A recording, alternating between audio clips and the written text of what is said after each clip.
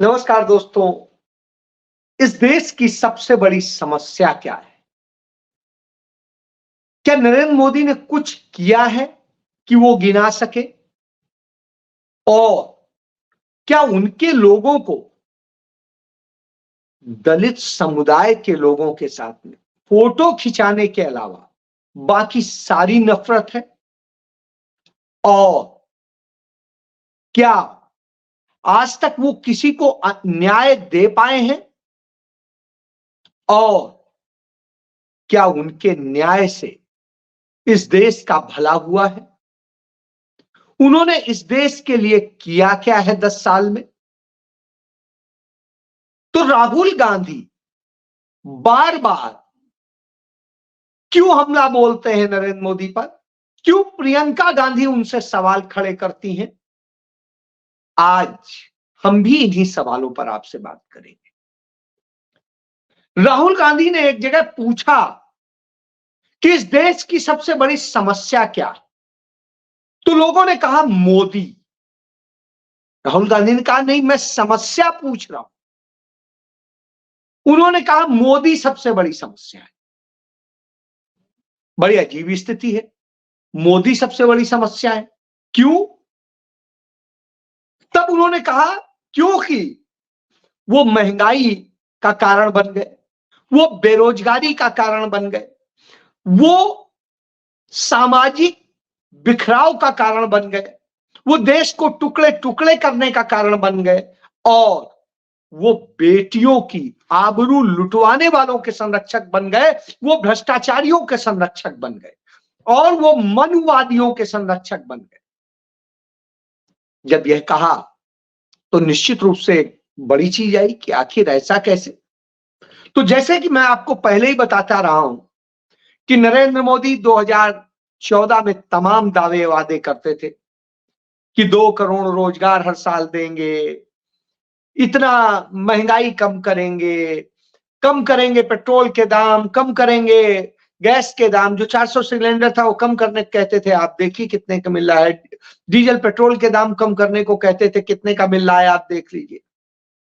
इसके अलावा कहते थे सुरक्षित हाथों में है देश, लेकिन 4000 वर्ग किलोमीटर की जमीन सिर्फ लद्दाख में चीन के हाथों कब्जा करा दी। और उसके अलावा अरुणाचल प्रदेश में डोकलाम में जो हुआ वो भी सामने। सैनिकों से बात करते थे, तब सैनिकों को कहते थे कि आपको ओआरपी देंगे, वन रैंक वन पेंशन, आज तक नहीं मिली। सैनिकों से तमाम वायदे किए थे, आज वहां अग्निवीर बना करके सबको झोंक दिया है। और उसके बाद में जिस तरीके से इस देश में संकट पैदा किए वो सब सामने है। कोरोना काल से लेके सब में हमने देखा कैसे इस देश के लोग जब ऑक्सीजन मांग रहे थे, दवाएं मांग रहे थे, कुछ और चीजें मांग रहे थे, तब नरेंद्र मोदी उनसे कहते थे ताली बजाओ, थाली बजाओ, टॉर्च की रोशनी दिखाओ, मोबाइल की रोशनी दिखाओ, गो कोरोना कहते थे। और हुआ क्या? इतना कोरोना फैला कि आप समझ लीजिए उस चक्कर में इतना संक्रमण हो गया कि कुछ कहना नहीं। लोगों को केयर के नाम पर, लोगों की मदद करने के नाम पर एक फर्जी अपना निजी फंड बनाया, पीएम केयर फंड, और उसमें अथाह धन तमाम सरकारी और दूसरी संस्थाओं से लिया, तमाम कंपनियों से लिया, और वो सारा पैसा हजम कर गए। लोगों ने उस पर आरटीआई डाले तो पता चला कि साहब वो तो हजम का किया जा चुका, वो तो निजी फंड है, वो पीएम का फंड नहीं है, सरकारी फंड नहीं है कि उसका जवाब दिया जाए। गजब है। ट्रेनें बंद कर दी गई, सब कुछ ऐसे कर दिया गया, लोगों का यातायात प्रभावित हो गया, सब कुछ हो गया। लोग पैदल पैदल कैसे चले, तमाम पैसा दे के जो था लुटवाते पिटवाते। अब औरतें अपना गहना बेचते हुए देते हुए चली कि किसी तरह पहुंच जाए गांव, सुरक्षित हो जाए, जान बच जाए। यह हालत हुई। जब ट्रेनें चालू हुई तो 2022-23 के दौरान सिर्फ टिकट कैंसिल करने के नाम पे, टिकट कैंसिल होने के नाम पे, हमने नहीं, यदि आपने टिकट खरीदा वेटिंग का वो कंफर्म नहीं हुआ, अपने आप कैंसिल हो जाएगा, और जो कैंसिल होगा उसका जो पैसा, यानी आपका कोई दोष नहीं है, उल्टा आपको परेशानी जरूर हुई, उसका 21,000 करोड़ रुपया नरेंद्र मोदी ने वसूल किया। सॉरी, 2100 करोड़ से अधिक रुपया नरेंद्र मोदी ने वसूल किया। 2100 करोड़ रुपए से अधिक नरेंद्र मोदी की रेलवे ने वसूल किया, और उसे सर्विस चार्ज का नाम दिया। जब सर्विस ही नहीं दी तो चार्ज क्या देंगे? तो आप समझिए, ऐसे लूटा गया। और उसके बावजूद रेल और घाटे में गई, और अदानी अंबानी जैसों को तमाम चीजें बेच दी, रेलवे बेच दी, स्टेशन बेच दिए, और वहां की पार्किंग तक बेच दी, वहां की एंट्री बेच दी। इतना कुछ किया है। रेलवे स्टेशन में जाने का जो टिकट 3 रुपए का मिलता था, वो 50 का मिल रहा है। इस तरह से किया गया। चलिए, आम आदमी की गाड़ी होती थी, जिसको कहीं कोई आसरा नहीं मिलता था, वो स्टेशन पे सो जाया करता था। आज वो भी आपसे छीन लिया। तो यह नरेंद्र मोदी ने दिया है। इसलिए नरेंद्र मोदी सबसे बड़ी समस्या है। रोजगार देने की बात कही थी, रोजगार खत्म कर दिए, रोजगार मिले नहीं। महंगाई इतनी बढ़ा दी कि जो चीज 10 रुपए की मिलती थी, आज वो चीज 50 रुपए की मिल रही। आप खुद अपने जीवन में देख लीजिए कि जो चीज कितने में मिलती थी, कितने में मिल रही। और इलेक्टोरल बॉन्ड खरीदने वाले कंपनियों को अपने प्रोडक्ट पे मनमानी दाम पे बेचने का अधिकार दे दिया गया। इसी तरीके से तमाम भ्रष्ट लोगों को संरक्षण दिया गया। सारे भ्रष्टाचारी उनकी अपनी पार्टी में आ गए। इसको लेके एक चैनल के में सवाल किया गया निर्मला सीतारमण से, जो वित्त मंत्री हैं नरेंद्र मोदी सरकार की, कि आपके यहां ये विपक्ष आरोप लगाता है कि आप सारे भ्रष्टाचारियों को अपने यहां ले रहे हैं। तो कहती, भाजपा में सबका स्वागत, यानी भाजपा में कोई आए स्वागत है। उसी का नतीजा है कि इनके यहां मनुवादी भी आ रहे हैं। एक टीवी सीरियल से राम निकलते हैं, एक तो माता कौशल्या से पैदा होते हैं, एक टीवी सीरियल से निकलते हैं, और जो टीवी सीरियल से निकले राम है, वो मेरठ से चुनाव लड़ रहे हैं। एक भाजपा में फरमान आया कि दलितों के घर में जाके खाना खाओ, वो पहुंच जाते हैं एक वाल्मीकि के घर में खाना खाने। तो जो बेचारे क्या होता है, छोटा छोटा वो लगाता है, और उसके बाद में फल भी उनको रखता है, वो उसे हाथ जोड़ लेते हैं और नहीं खाते। यह दशा होती। कुशीनगर में भारतीय जनता पार्टी के जो प्रत्याशी होते हैं, उन्हें जनता भगा देती है। और इसी तरीके की स्थिति महेश शर्मा के साथ नोएडा में हो जाती है, वो वहां से प्रत्याशी। तो ये हालत लगातार देखने को मिल रही है। इसलिए मिल रही है क्योंकि आपने वायदे किए, वायदे पूरे नहीं किए। आपने बेटियों की सुरक्षा की बात की थी, प्रियंका गांधी सवाल करती हैं, अंकिता भंडारी इंसाफ बता दीजिए, हाथरस की बेटी बताइए क्या इंसाफ किया, उन्नाव की बेटी क्या इंसाफ किया, शाहजहांपुर की वो बेटी क्या इंसाफ किया, क्या इंसाफ किया प्रयागराज की वो बेटी का, क्या इंसाफ किया लखीमपुर की उस बेटी का, क्या इंसाफ किया आगरा की उस बेटी का, क्या इंसाफ कर रहे हैं कानपुर की उस बेटी का। इतनी बेटियां शिकार हुई हैं बलात्कारियों का, और वहीं शिकार हुई हैं जहां ये रामराज्य कहते हैं, डबल इंजन कहते हैं। लेकिन इन सब का तो जवाब नहीं। तो जब जवाब नहीं होता है तो क्या करते हैं, क्योंकि समस्या खुद ही है, उन्हीं के लोग ये सारे अपराध कर रहे हैं। तब वो कहते हैं कि अरे नवरात्र में मांस मदिरा खा रहे हैं, ये कर रहे हैं, सावन में मांस पका रहे हैं, ये कर रहे हैं। तब आता है, कहां मनाही है, क्या हिंदू धर्म के किसी ग्रंथ में इसकी मनाही है क्या? तब हम बात करते हैं। उसी मनु संहिता की, जिसको आप मानते हैं, उसी से बात कर लेते हैं। उसमें मांस भक्षण अच्छा माना गया है। अपने अतिथियों को मांस का भोजन परोसा जाता है, अच्छे मांस का भोजन परोसा जाता है। यह बात लिखी गई है। यह बात लिखी गई है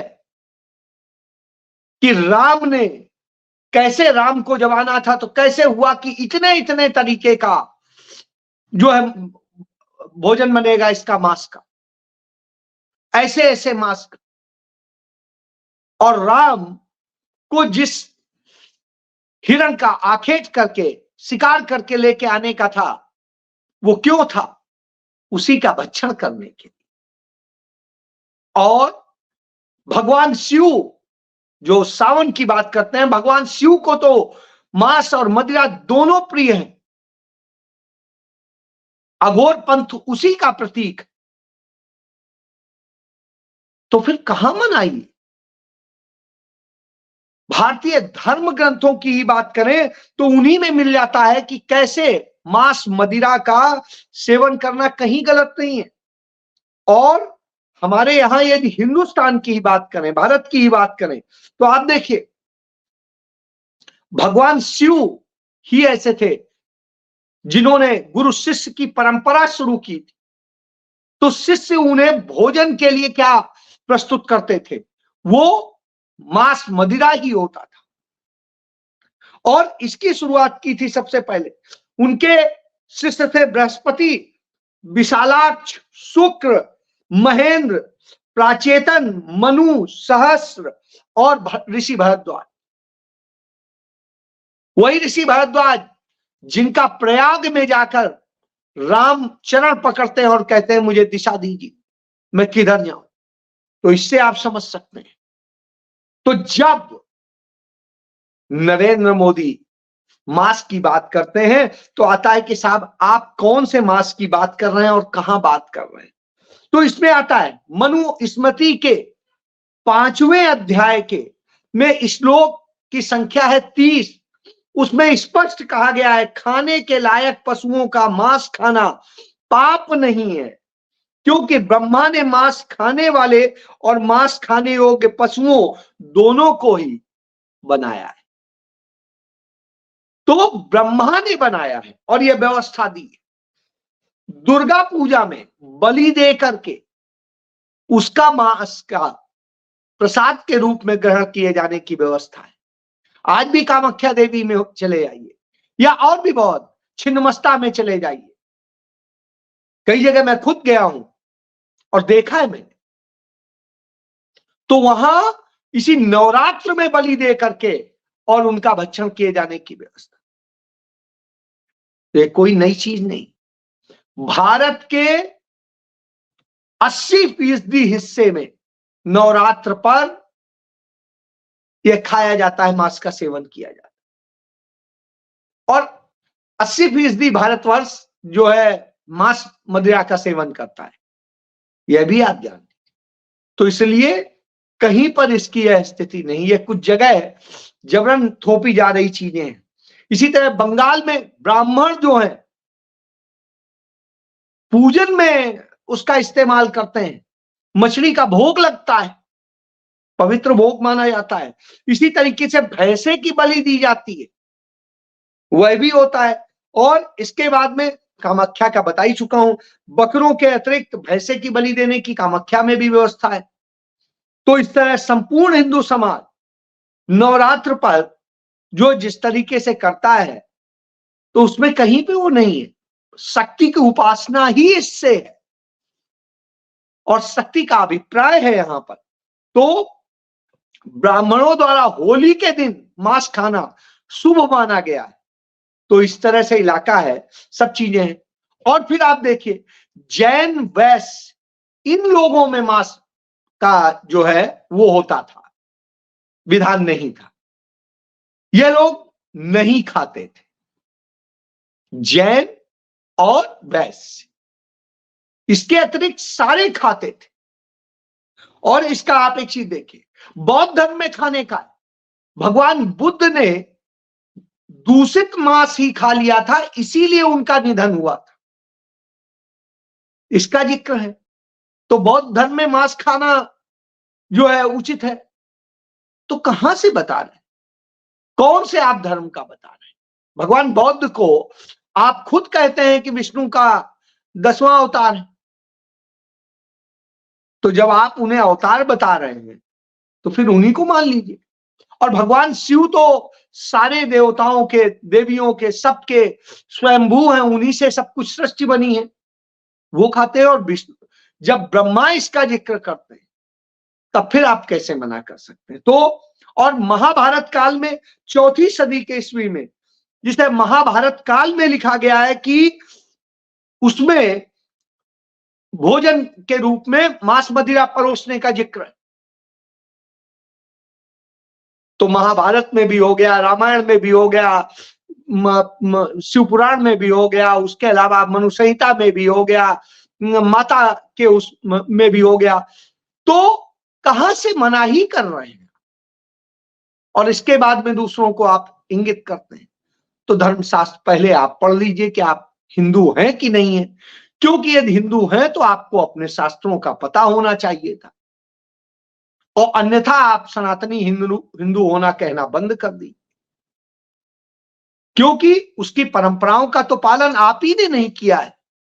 जब आपकी माता का निधन हुआ, पूरे देश ने देखा, ना आपने बाल बनवाए, ना नख कटवाए, ना और संस्कारों का पालन किया, ना आपने गरुड़ पुराण का पूरा पाठ सुना, तो फिर कैसे कहें? इसी तरीके से आप दूसरे में देखिए, वेदों में कहा जाता है कि सामान्य तौर पे आप, जीव जो है एक ही है, जीव की हत्या नहीं करनी चाहिए, लेकिन खाद्य के तौर पर जीव खाया जा सकता है। तो आप इससे समझ सकते हैं कि कहीं पर भी इसकी मनाही नहीं। उस काल में भी यज्ञ हवन होते थे वैदिक काल में, और उसमें उसकी आहुति होती थी। तो जब आहुति दी जाती है तो उसे ग्रहण किया जाता है, क्योंकि जो आप देवता खिलाते हैं वही खाते हैं। तो इससे आप समझ लीजिए।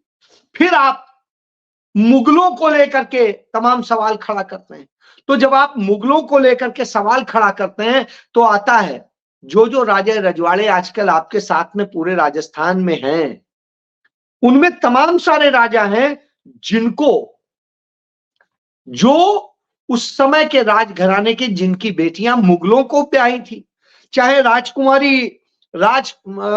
कुंवारी रही हो, राय कल्याण सिंह राठौर बीकानेर के जो राजा थे उनकी बेटी, या भानुमति रही हो जो बेटी थी वही के राठौर बीकानेर की। इसके बाद में नाथीबाई, ये भाटी जैसलमेर के राजा की बेटी थी। रुक्मावती, ये मारवाड़ के राजा की बेटी थी। इसके बाद शाह जो मानबाई थी, वो राजा भगवान दास की बेटी थी। इसके बाद में जगत गोसाई, जो जोधपुर के राजा उदय सिंह की बेटी थी। तो इसी तरीके से मानबती बाई, ये राजकुमार जहांगीर से शादी हुई थी, ये मारवाड़ की बेटी थी। इसके बाद में मलिका जहां, ये इनका सलीम से हुआ था, ये भाटी जैसलमेर के उनकी बेटी थी। इसी तरीके से तो ये सारे राजे रजवाड़े आज आपके साथ हैं। तो साहब, ये नाते रिश्ते बनाने वाले तो आप ही के लोग थे, तब किसकी बात करेंगे? महाराणा प्रताप के बेटे उदय, उनका आप देखिए। तो साहब, बहुत सारे सच हैं, वो जाके उनके अधीन, उनके मनसबदार बने थे। राणा प्रताप जरूर लड़े थे, लेकिन वो तो मनसबदार बने थे, और राणा प्रताप की भी लड़ाई मनसबदारी को ही लेके शुरू हुई थी। राजा मान सिंह, देखिए, रिश्तेदारी थी। इसलिए इस तरह के झूठ मत परोसी, नफरत फैलाने के जो ये आप किस्से करते हैं। और अकबर का जन्म जो हुआ था, राजपूत राजा के घर में हुआ था। उनके पिता हुमायूं वहां पर शरण लिए हुए थे और उस समय वहां उनका जन्म हुआ था। ये सारे सच सामने, नाते रिश्तेदारी, ये सारी चीजें। इसलिए ये मत बताइए, आप काम गिनाइए कि आपने काम क्या किया है। ये 10 साल में आप काम नहीं गिना सकते, 70 साल चिल्लाएंगे, या आप ये चिल्लाएंगे, मांस मदिरा की बात करेंगे, मुगलों की बात करेंगे और सबकी बात करेंगे, तो आपका सच सामने आता है। इसीलिए जनता कहती है कि सबसे बड़ी समस्या आप।